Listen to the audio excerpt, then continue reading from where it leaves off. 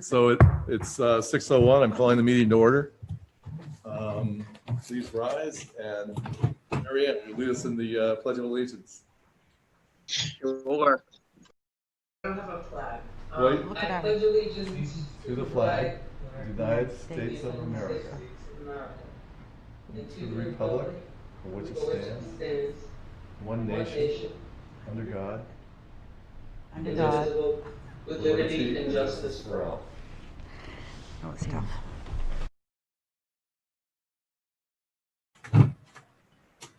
That was tedious, but a good rendition. Thank you, Mary Ann. Sorry. Pressure. Okay. ice cream for Bill.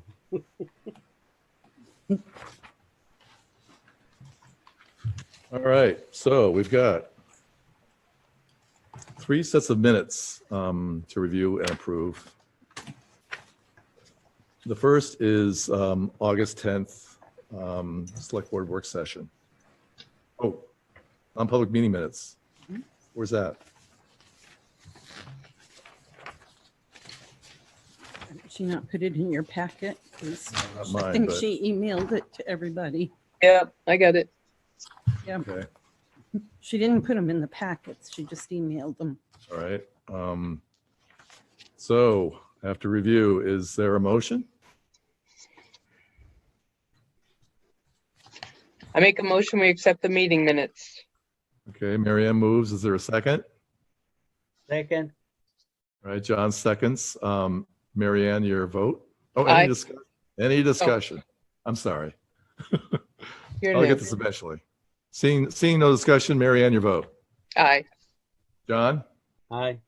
Neil? Aye. Zach? Aye. Bill? Aye. Ayes have it. All right, so what the heck? This is February 10th. August 10th. It's February 10th. It was not even the right board, so. Oh, my goodness. Sorry.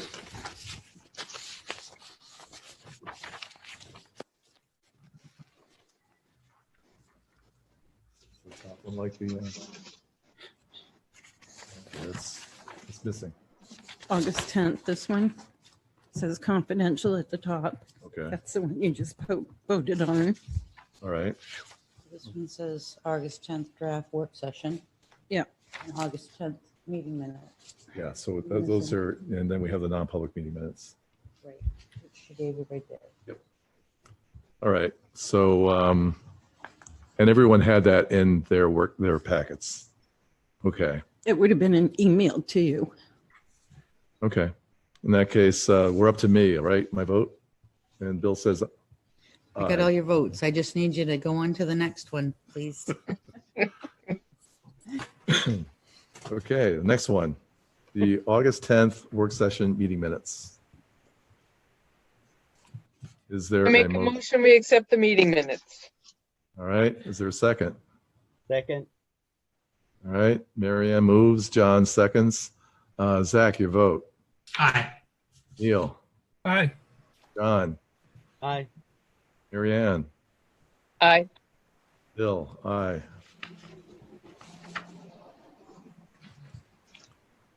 All right, lastly, the August 10th regular meeting minutes. Make a It was motion to long. Approve the minutes as written. All right, John moves, is there a second?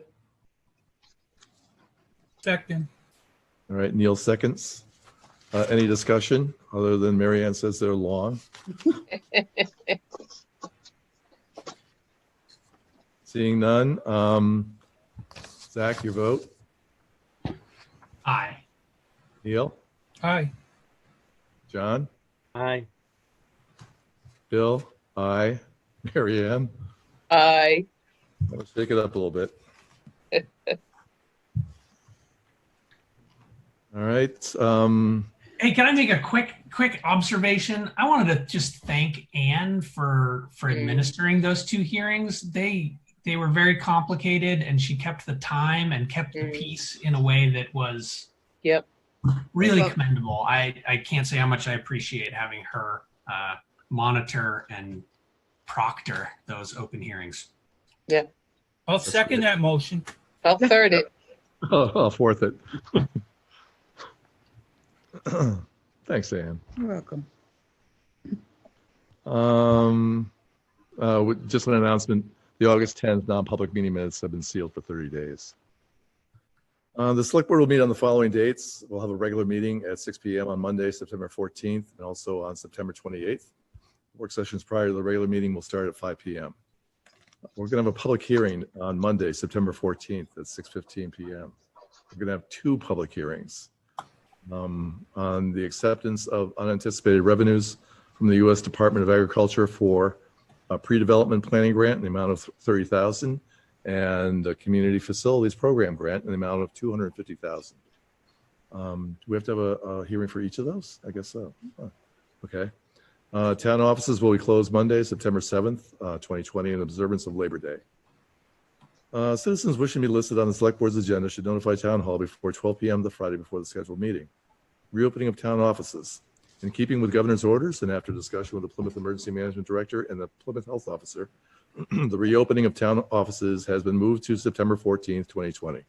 Town employees are still available to the public during the regular business hours. You can call to have your questions answered, to make an appointment with any office, or continue to email us at townhall@plymouth-nh.org.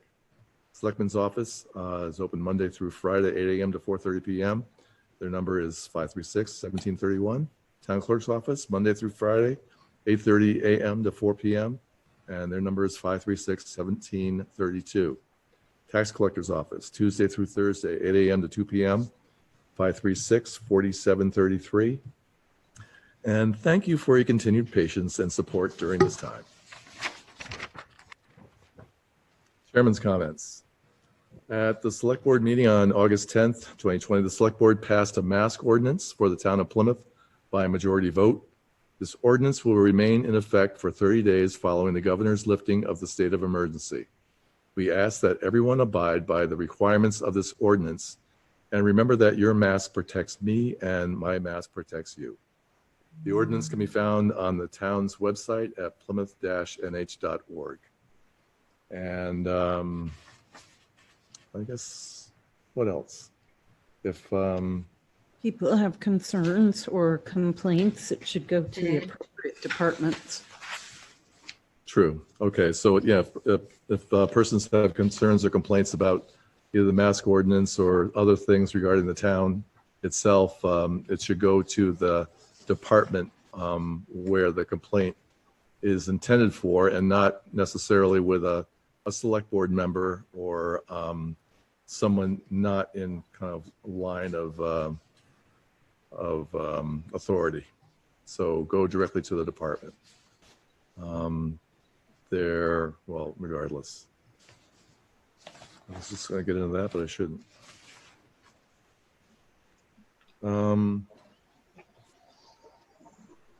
Actually, this will probably prolong it, though.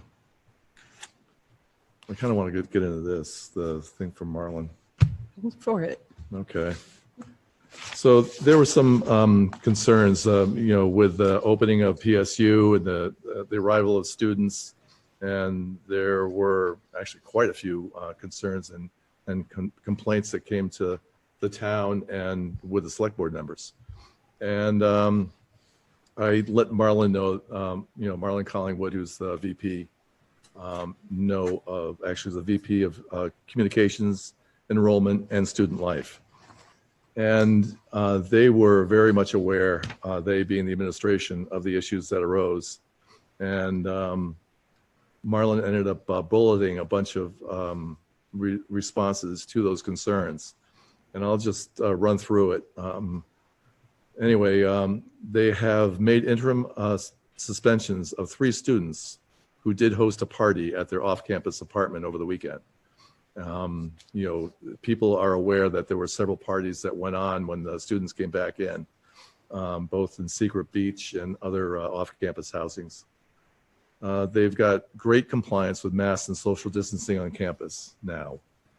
They've installed 2 highway signs at their expense in Plymouth at the request of the town, and they're going to remain through the end of September. And if you haven't noticed them, they're on the Rotary and also at the fire department. And it's, I guess you'll pretty much see it. It's like mask up, it's the law. So that should be able to be read by anyone walking around town. Regarding dining, Prospect Dining Hall is limited to 120 people now. They've got 2 outside dining areas. It's a large tent across from Prospect and another area near Silver Center. Prospect is also offering a full to-go menu, which is probably where the students were lined up to pick up their to-go orders. It was noted that many students were just standing in line by Prospect Hall, and they were basically waiting for their food. After they complete their they are going to complete their pre-arrival testing tomorrow. Every student shall be tested. We will be releasing of those results publicly. Note that as of today, our positivity rate remains extraordinarily low at around 0.3%. And that rate would have to, I believe, because of their protocol, would have to rise to around 10% in order to basically release everybody to go home and do a remote session. And I think it was 5% in order to go remote on campus. And for 10%, I guess they're targeting 50 students would need to be positive in order to go to a remote from home session. So 0.3% is quite low right now. We provided free testing to the Plymouth Town, that we found out that the town clerk was invited on campus to register, not on campus, but to High Street nearby to conduct voter registration. The town clerk has since, after the offer was given to her, she decided that she's going to set up off-campus registration for anybody, and it's going to be right outside of Town Hall on the front lawn out here. They're continuing to have tremendous support from the local landlords who are active in assisting with event reporting, student conduct reporting, etc. The University Police Department and the Plymouth Police Department police logs for the weekend actually showed a downward trend in complaints regarding large parties, gatherings, etc. And rather than rumors and emails, Marlon would suggest that anyone who sees anything should report that through their reporting programs, which would allow us to investigate and follow up. And the language that they are using in order to do this is we are working closely with area landlords, police, and local residents to ensure that inappropriate behavior is monitored and reported. If you see something that concerns you regarding COVID-19, including large group activities off campus, please report this behavior through a community conduct concern form. And unfortunately, it's a link that he put on, and I don't know the actual address of that link, but I'm sure if you Google PSU Community Conduct Concern form, you'll probably find that form to be able to report your concern. And also, I won't get into that one, but there was also a letter that President Burks sent out, just to not kill another 5 minutes, but the letter essentially said, I'll read a few paragraphs from President Burks to all of PSU, all the students. And it says, we've heard disturbing reports in the past 24 hours of large gatherings of students off campus, specifically of students gathering last night at Secret Beach and other locations in Plymouth and Holderness. Please know that we are investigating these incidents. If we determine that Plymouth State University students were involved in hosting or attending these events, we will swiftly impose sanctions that could include removal from the university for the remainder of the semester. And as we've learned, there are 3 students that are sanctioned and I guess gone. Beginning of today and throughout the weekend, there will be teams of PSU staff, university police, and Town of Plymouth police monitoring neighborhoods around campus. We are working closely with area landlords, police, and local residents to ensure that inappropriate behavior is monitored and reported. If you see something that concerns, Okay, they got the community conduct concern form again, but also a link. All students, whether on campus or off campus, must follow PSU health and safety rules or will be subject to the university students' conduct process, which may result in suspension or other sanctions. So the university is very much, at least on top, to the extent that they can, the behavior of the students and to make sure that they abide by, their requirements for wearing masks and social distancing. And, hopefully the comments and concerns that were vocalized in the first couple of days will be a thing of the past. That's it from me. Now we have 3 appointments. The first is Slade Warner, who wants to be appointed to the Conservation Commission. And, Slade had written the town and indicated that this letter represents a request for appointment to serve on the Plymouth Conservation Commission as a full member. He has been a resident of the town of Plymouth for over 34 years and has developed a passion for the natural spaces we're so fortunate to live in.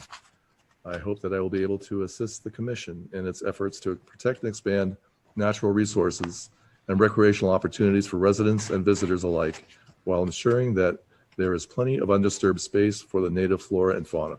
Thank you for this opportunity. Is there a motion? I move that we appoint Slade Warner to the Conservation Commission. Okay, Neil moves. Is there a second? Second. All right, John beat up Mary Ann for a second. And so Neil moves, John seconds. Any discussion? Phew, got it. Seeing none, Zach, your vote? Neil? Aye. John? Aye. Mary Ann? Aye. Bill? Aye. And it's not original, but okay. So I guess be sure to come in to sign the originals. You'll have to come into the office to do that. So, Signature folder. yep, it's in your signature folder. Ooh. The second appointment is Bryan Dutille, appointment to the Parks and Rec Commission.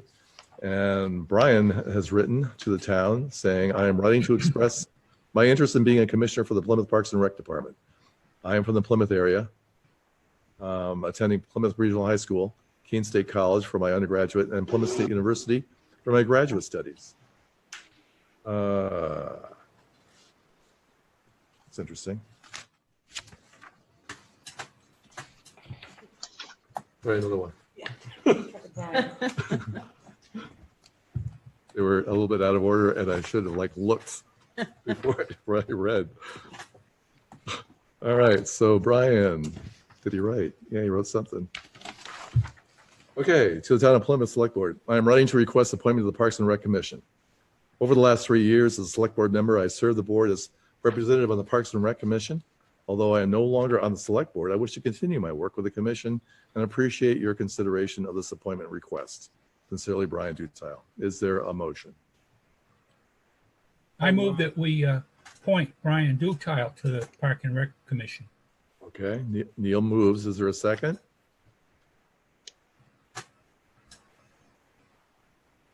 I'll second. I'm sorry. You got it, Mary. I don't want to fight, John. All right, Neil moves.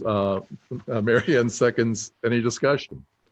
I have a quick question. We have in front of us 2 different appointments, one for Bryan Dutille, and then next up, we're going to consider an appointment for Stephanie Pike.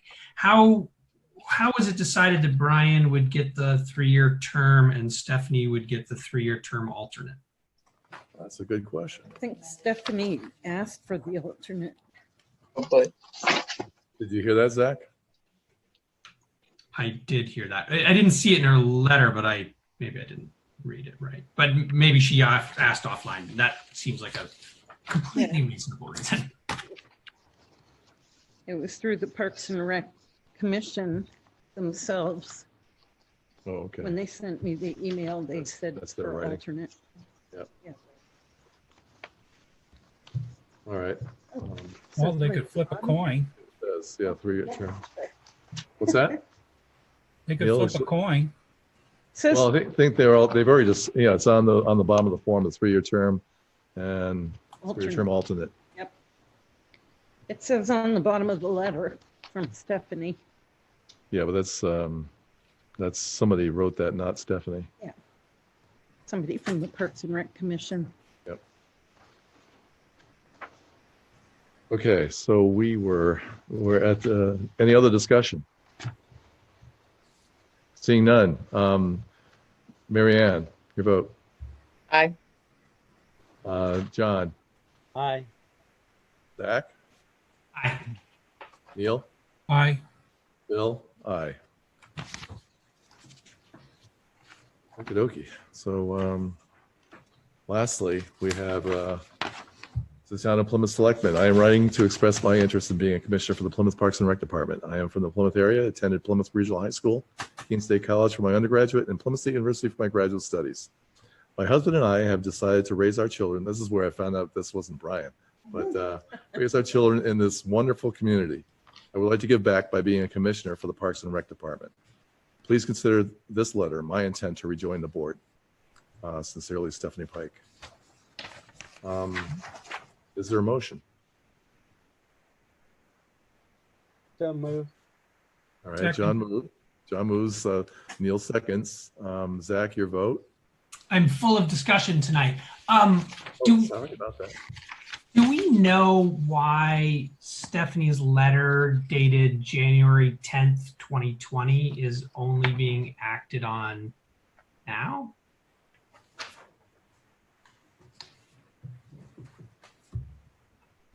I can't remember the answer to that question. I know that we kept asking, she kept coming in to get appointed, but we didn't have her letter. So I think it was held up, Okay. wherever the department was, it was held up. So we just got her letter. Gotcha. How many openings are there on the Park and Rec Commission? I'm not sure. I don't know. I thought they had like 4 or 5 members. But Only 4 or 5 So, members. so they'd have a full board now? If they're asking for alternates, usually they have a full board. We can check, Neil, and let you know. Okay. Okay. Any other discussion? All right. Neil, your vote. Aye. John, Aye. Marianne, Aye. Zach, Aye. Jill, aye.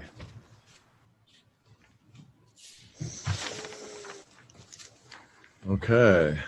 New purchase orders. Joe. Joe, you want to come to the table? What? I wasn't paying attention. Jenny, can you mute, please? Oh, sorry. I thought you said my name. Nope. All set for me? Yep. Yeah, so I'm got a pile of purchase orders in front of me for tonight. I'll go right in order from what it is on the list. So GMI Asphalt paving.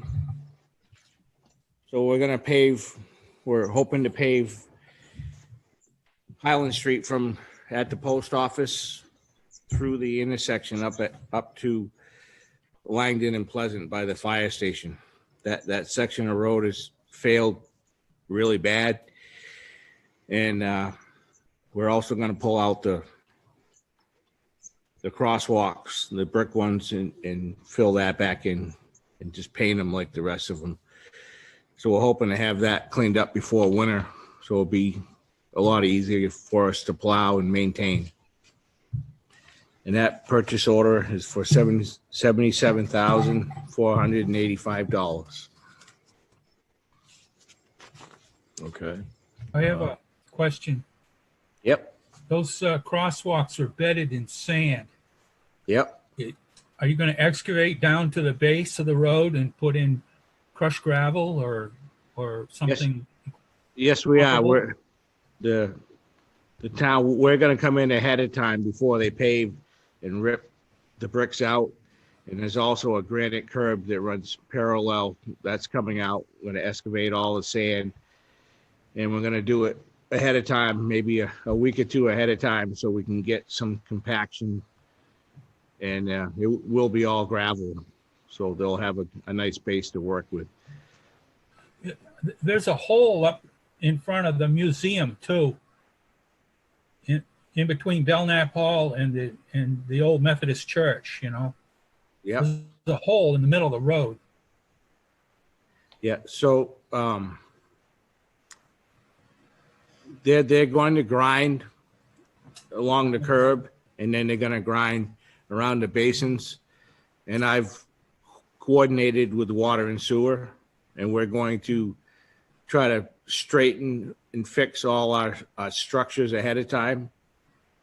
So some of them depressions are our structures, and any of the really bad holes, we're going to grind them right out, and they're going to like patch them ahead of time before we overlay. It's been 25 years.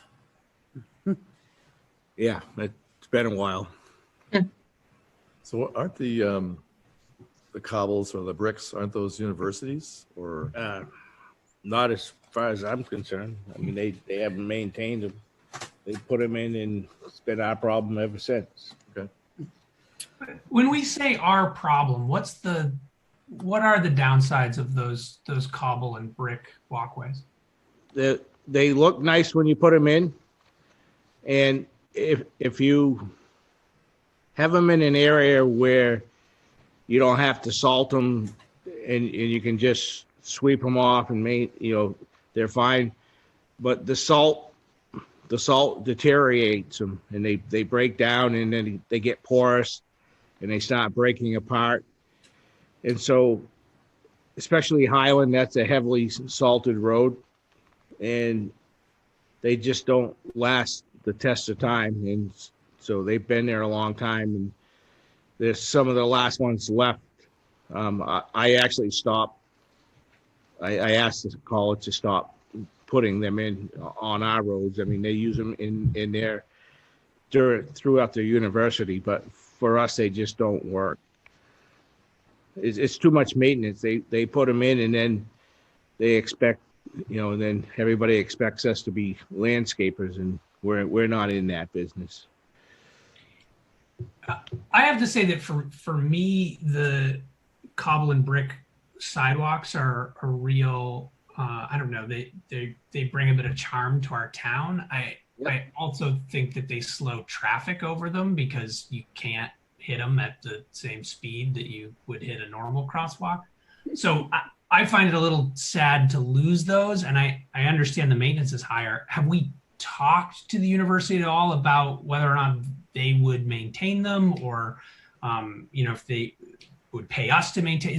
Has there been any sort of dialogue with them about those walkways in the roads?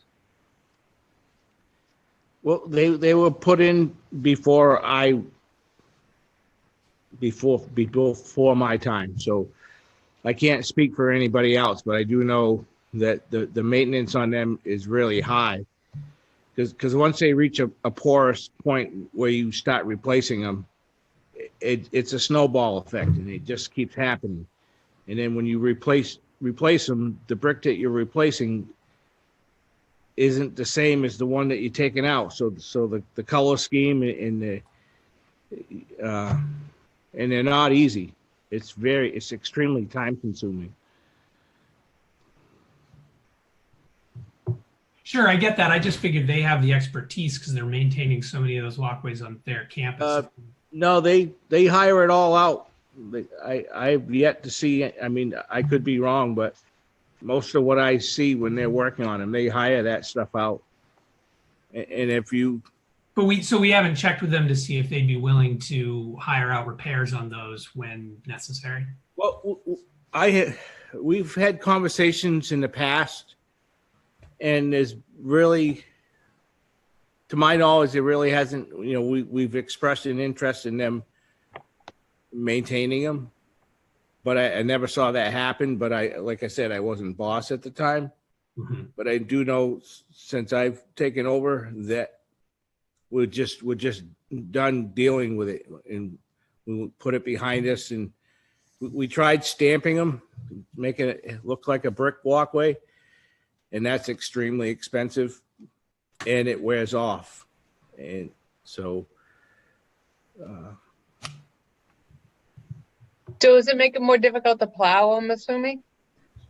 yeah, there's a granite curb that comes across, and that heaves, and so your plows hit that, and it's very disruptive, and it's hard on the plows.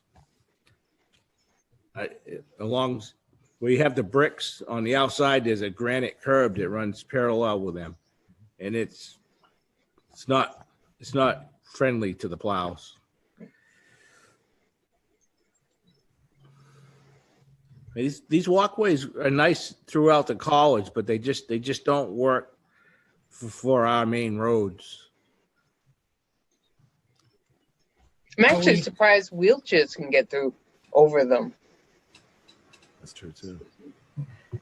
We replaced some down on Main Street, didn't we? Yeah. They all got torn out in Main Street. Yeah. Yeah, there's not many of these left. There's only a few remaining, so I'd be very surprised that we would just go backwards at this point and try to. We're almost to the point where we have it behind us now. I know we did, when we did replace it with a stamped, thing that Yeah, we kind of like mimicked it, and now it's just a zebra crossing, right? Pretty much. yeah. It's the one right out in front here. So if you look at the travel lane, the travel lane, the tires have worn it off, but in the crown or right close to you can still see parts of the stamp. So what happens is, if you were to come back and restamp that, because it's already worn off, your stamp just makes it, eventually it's going to break down and break. So it's the same process. It's just, what we found is just a straight up asphalt with white. I have a point, if it's okay. I think having an irregular surface for pedestrians is an insurance liability. Well, they are now. The brick is definitely a liability, and that is truly one of the reasons why we're trying to do away with it. And I have no problem with what the college does with their stuff. It looks nice, but for us, our roadways just don't hold up the test of time with the salt.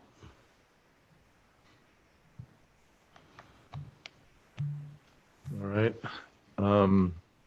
Any other questions, or you want someone make a motion? I had one other question. How does the thickness of the pavement we're going to lay here compare to the thickness that was done on the higher section of Highland Street, the kind of contested area? Well, what we're doing here, I don't want to call it a Band-Aid, but what we're doing here is we're grinding down, so we have on each end, so we have a place to end and start and end, and then the sides we're going to grind so we can match the curbing, and then the rest we're going to do like an overlay, and then we're a shim, and then an overlay. So the reason why we're doing this is within the next, I'm just taking a guess at 6 to 7 years that water and sewer is coming up through there with their facilities. And we can't wait that long to fix this. So this will last us. This is probably a 10-year fix. So if they don't get to it for 10 years, we'll be in good shape. So the money spent, what's happening, the reason why we have to do this is because the road is is concave, and the water's running down the center of the road, and it's not running into the basin. So like in the wintertime when we salt and sand and you try to plow, the water's not running where it needs to go, and it's just a mess. So we need to create a scenario where we can get the water back into the basins and have an upkeep for 10 years until we can get on board with water and sewer. So this repaving or this replacement has been engineered to last for 10 years? I would say yes. Yep. Great. And we're going to have it repaved end to end, though, in probably like 3 years, maybe. It could be, engineering is going to be 2022, 23. Not for that section. Not end to end. Section of road. Oh, I thought it was going to be end to end. Okay. Nope. All right. So, So that Highland Street's basically broken into 3 sections. Right. Yep. I thought it still was all 3 sections. The first section we're doing right now has been a long time overdue, and we need to do something, but I don't want to do the whole thing and then rip it up again when water and sewer comes by. So what we're doing is common practice. It's not a waste of money. It's what you do to make it last until you need to do what you need to do.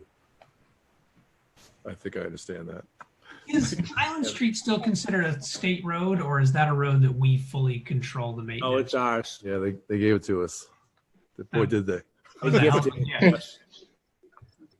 Yeah.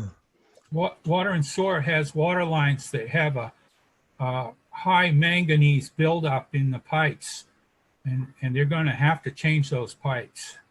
Right, and that's why we're doing enough to make it right, and spending enough money so it will be right, and until we can coordinate and anticipate when they come through to do that.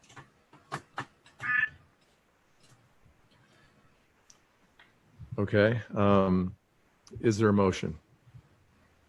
I would move to accept the purchase order as written.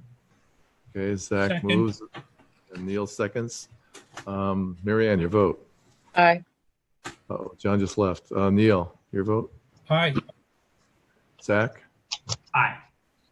John, Aye. Bill, aye. All right, there's number 1. Okay, so I actually meant to ask a very quick question. It has nothing to do with the vote. When's this going to happen? When are we going to get that road paved? we're hoping to do it September or early October at the latest. We're going to do it right off. Great news. Yeah. Yes, it is. So I have another one, which is the same company, GMI. So if you're familiar with Langdon Street, where Mayhew's funeral home is, going down over the hill to the base to this Fox Park parking lot, that section of road has completely failed, and it's not in very good shape. So the same thing, the water is running down the middle of the road, and we don't have control of it, and so the same thing there. We're going to grind it and put a crown on it and put the road back to where it needs to be. And so it's the same exact scenario, but just a smaller piece. Does it need any new culverts or catch basins? No. Oh, no, we're going to do some upgrades. We're going to do some ditching and put in some more runoffs and open up the shoulders and create a better, there's a lot of water that runs down the shoulders there, and there's ledge in there. So at some point we might hire and have a piece of ledge removed so we can do away. There's a water issue there. So we have a little bit of prep work ahead of us before they pave there, but it'll be nice when we're done. Okay. Is that area included in the same big stormwater drainage project we're going to take on, or is that not going to affect that particular section of road? It's not on that list. It's uphill of the area that we're going to work on, and in that particular spot on Langdon, there's not a lot of drainage right there. So I don't have to rip that up if there comes a time where I have to get into some drainage. When the water comes down the west side of the road, the side the funeral home's on, Yeah. where does it go at the bottom of the hill? At the bottom of the hill, in There's a theory, it funnel runs down right there. straight across the parking lot and dumps right off the end. So there's a long run of water. So On the there's other- enough grade drop? Yeah, on the other side, there's actually a catch basin at the bottom of the hill. I've noticed a huge puddle down there quite often. Yeah, that's been there as long as I've been here, but Yeah. So it's historic.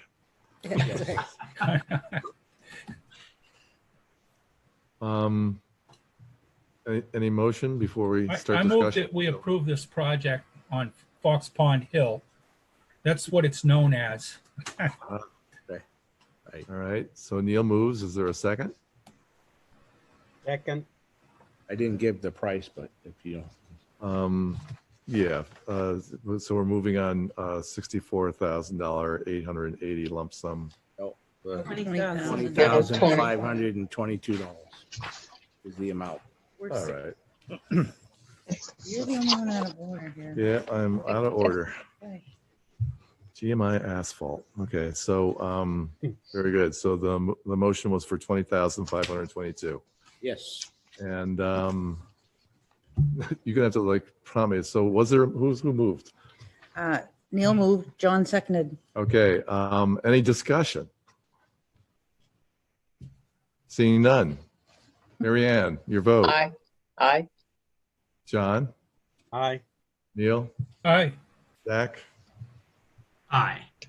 Bill, aye. Nice have it. All right, let's keep these in order now. HP Fairfield. Number 3. Okay, so HP Fairfields.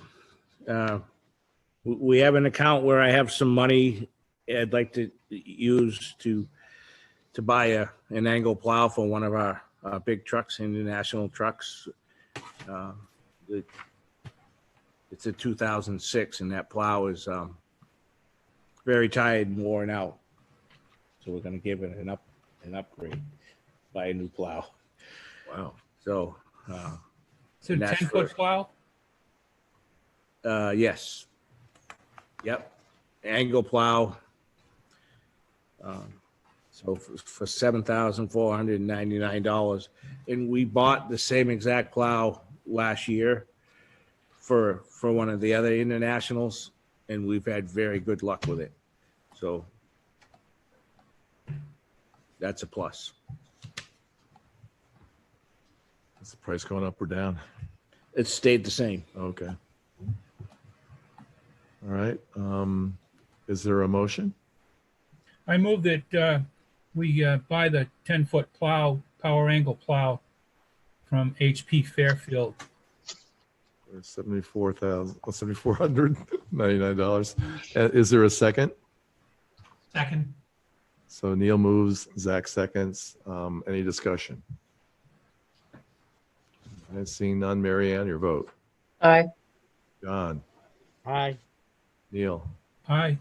Zach, Aye. Bill, aye. Okey-doke. So my next one is Beauregard. I have 3 different things going on with our backhoe, and it's a 2006, and I really don't want to spend a lot of money on it, but I don't have, it's not scheduled to be replaced yet. And I won't be able to continue to run it if I don't make these repairs. So I'm faced with making the repairs, and What model is it? it's a 2006 case backhoe. And that thing gets used every day. 680, Um, 580? 580, like a 580, or it might it's somewhere in there. But it's been it goes out every day and does its job. So it has a problem with the ride control, and so what happens is, because that's failed, the machine does a lot of bouncing going down the road, and it just pounds the front end out. So if I don't fix that, then I'm faced with just beating the front end up. Ball joint problems? No, but I will if I don't fix this problem.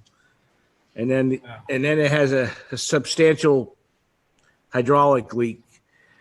And we change hoses and fix what we can, but this one is way up underneath. It's in a spot where we can't get at, and so we Have to split it? ship it out. We have to ship it out to do that. Yeah. And Where do you go? Conway? No, Beauregard. Beauregard's?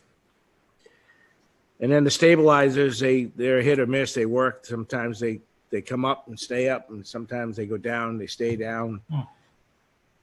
So How many hours does it have?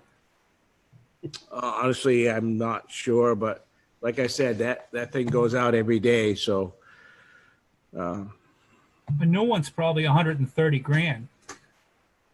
or more. Yeah. Yeah. So it seems like a lot of money, $5,549.08. No. But if we don't spend it now, I just want to make sure that we get through the winter, and Yeah. then in the spring we get Stay on top of it. when it gets tight. So this is the time to fix it, so I don't come Yeah. up on the short end.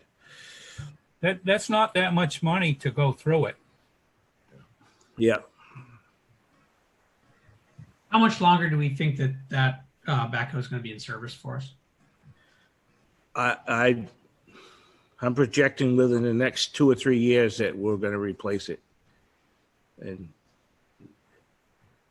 is that do we get this one new? So we've had this particular backhoe for Yes, 14 years. we bought this new.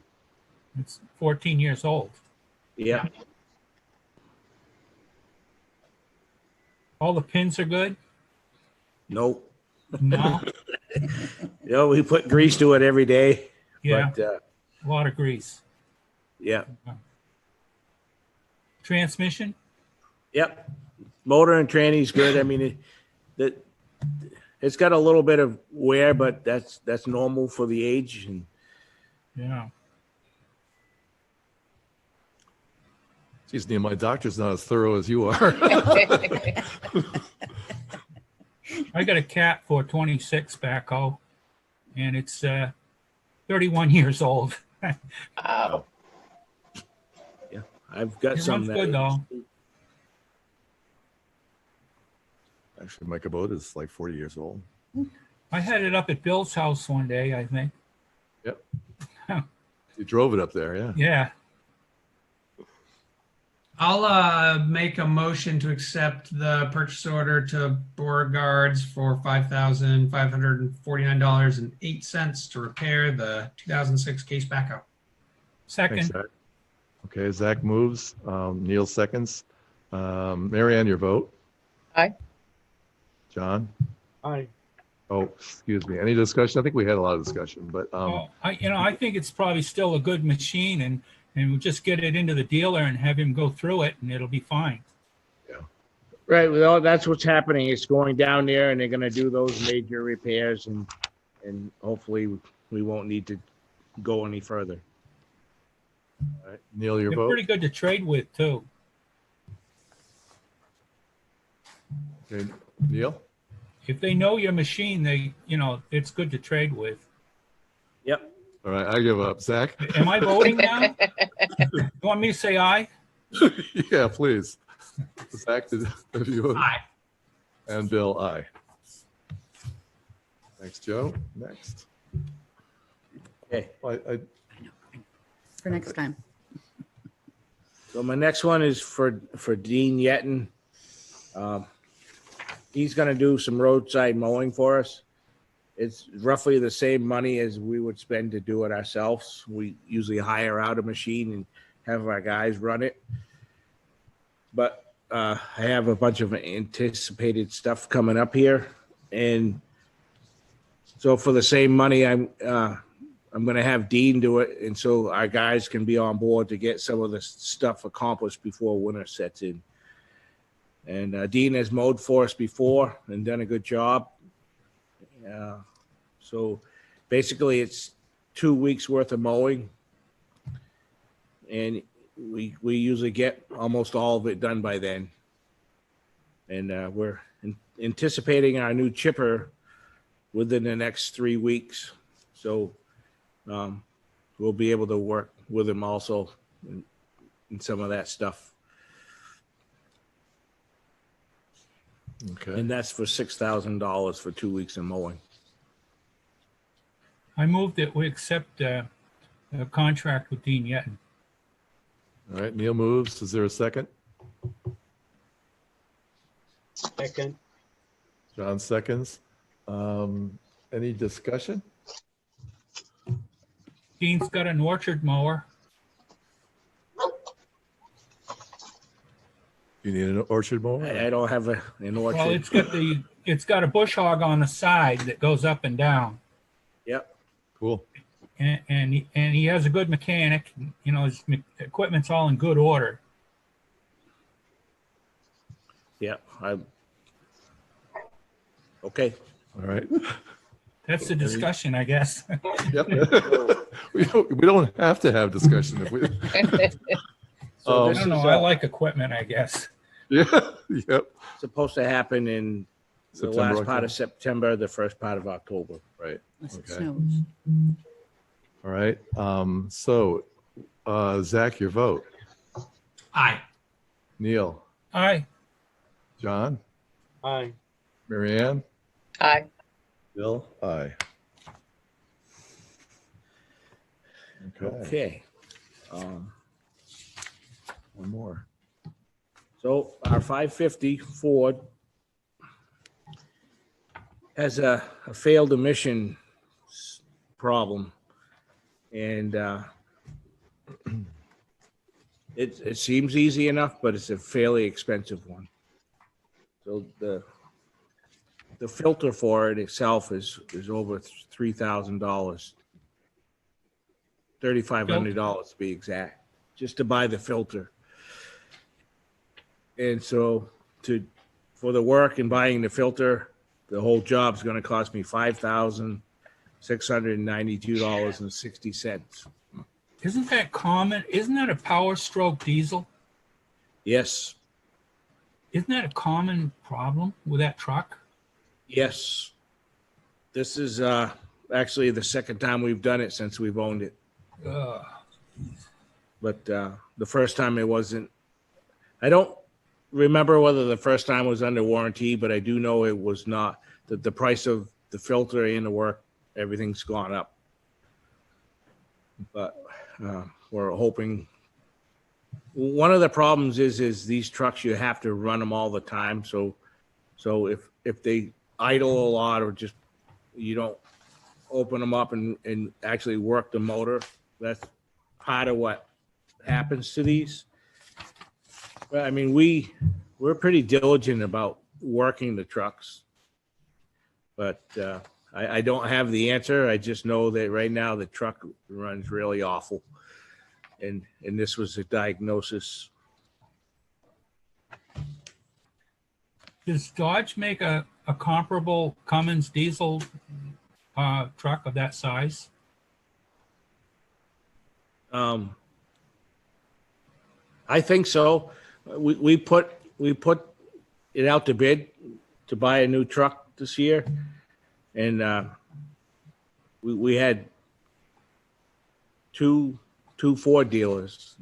No one else bid because they foresaw what was going on with the economy and all the things. No one wanted to commit.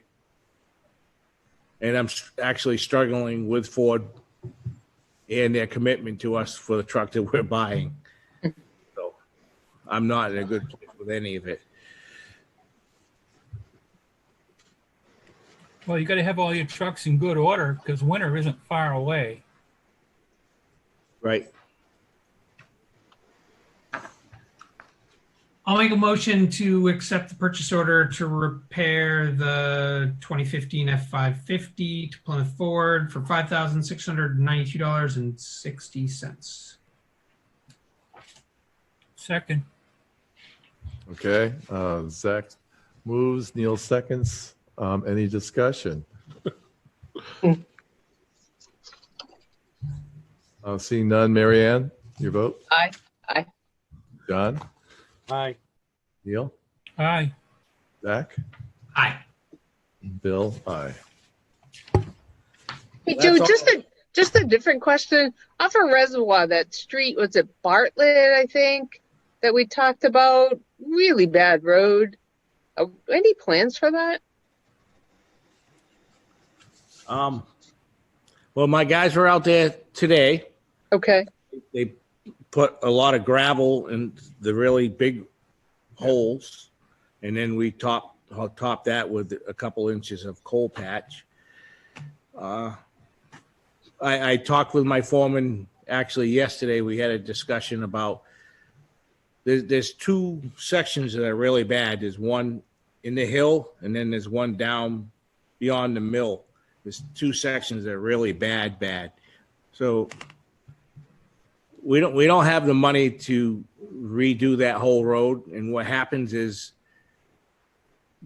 that one can't be just like a shim and an overlay. It just won't work. So we talked about getting a price to box out the two worst pieces, box it right out, dig everything out and put all new material and then just paving it. So for my answer, I say we do have a plan. I don't have a price or the timing of it, but we do have a plan. So it'll be just a section at a time so we can get the base of the road in good shape. And then we would eventually overlay the whole thing. But we can't just throw good money at bad money. We Sure. have to take a small section and redo the whole thing. Right. So that's my plan. Were you thinking of just Thanks, sir. grinding it? What's that? Were you thinking of just grinding it? And No, the road is it needs to be ripped right up. Grinding it only happens when you are regrading and you're putting that material back down. And we've done that before. Yeah. The base of the road needs to come out. It's nothing but built on river rock and it has clay and sand, and the problem is the base of the road. Yep. Do you think there's logs under that road? It wouldn't surprise me. We've encountered that before, but I haven't on that road. I can tell you that we've picked a lot of rocks out of that road. Each time that we do a repair, we pull rocks. They just keep coming.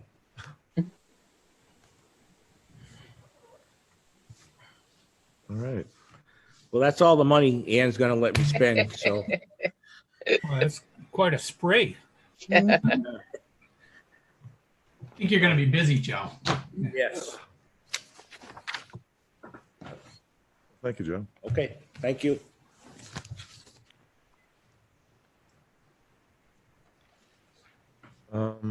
We have a visitor. Is the visitor on the agenda or? She's not on the agenda. Okay, so are there any public comments? No, committee reports, excuse me. Any committee reports? The last two school board meetings have really just been about school reopening, which starts a little bit this week and then for real next week. Okay.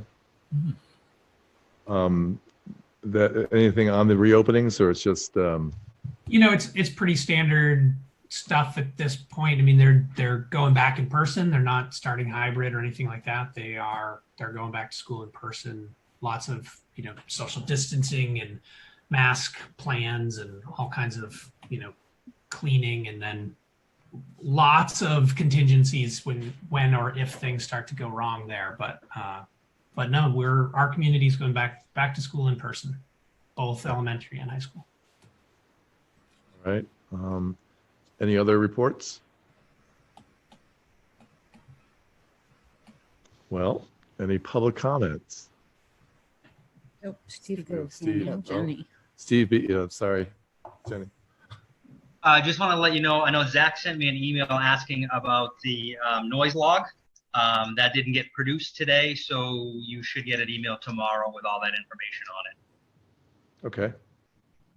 Thanks, Steve. Jenny? Welcome. I just had a question about the ordinance, which isn't technically discussed in tonight's meeting, but I heard something that if it's an ordinance, it has to be revoted after 30 days. Is that true? For the mask? I Heard that. Nope. No. guess that's news to us, but I guess we can look into it. Okay. We have 3 weeks to do it, right? Yep, we got plenty of time. All right. Any other comments or public comments? Seeing none. Is there a motion? Bill, Yes. could I bring something up? I sent an email that I received. I sent it to all the board members on some problems at the university. Was that what you addressed, or did you get a copy of that? Yeah. Marlon? Yeah, that was it. Yep, you sent it to me, and I ended up asking Marlon for comment, and that's his comment. Okay. All right. The other question is, Saturday, when they were getting ready, going through their steps to get back in, I mean, there was groups of 5, 6, or 7 kids. They had masks around their neck, but I mean, they weren't social distancing or anything. And how do we report those? Well, if we know that they're students, I guess it would be to PSU or take a picture of them and send it to the university, or sure. Yeah. okay. All right. Steve, any comment on that, or? No, it's difficult. The other thing too is if all those students actually live together, if there's a group of 5 of them living together and they're walking together, that's not against the ordinance. They can absolutely do that. But the best way is, if you do want to report it, just make sure that the judicial office gets that information. So it's forwarded to the right people so they can take action. So you're saying if 5 or 6 kids are together and walking and no one's wearing a mask, that's okay with the if they live together. But how do you prove otherwise? It's Exactly. difficult. It's very difficult to enforce. All right. Well, I mean, I've had people say, hey, I'm out walking, 2 or 3 of us. We don't live together. We all put on a mask, and Yep. the college kids don't. And I understand the problem, but So John, actually Marlon gave us, at least, search for the community conduct concern form. yeah. There is that form that you can report directly to the university. Okay. Thank you. I see people up in the Kankamagas. I've been working up there, and I see people up there wearing masks, driving their cars. So a lot of people take it seriously. True. As they should. All right. So what was that in? Zach, you had asked about Stephanie Pike and why it took so long for her appointment to come forward. The Park and Rec Commission has not met since that letter came through until recently. So that's why it took so long to get that appointment through. Gotcha. That makes a lot more sense. Thank you, Ann. So is there a motion? Mhm. I'll move.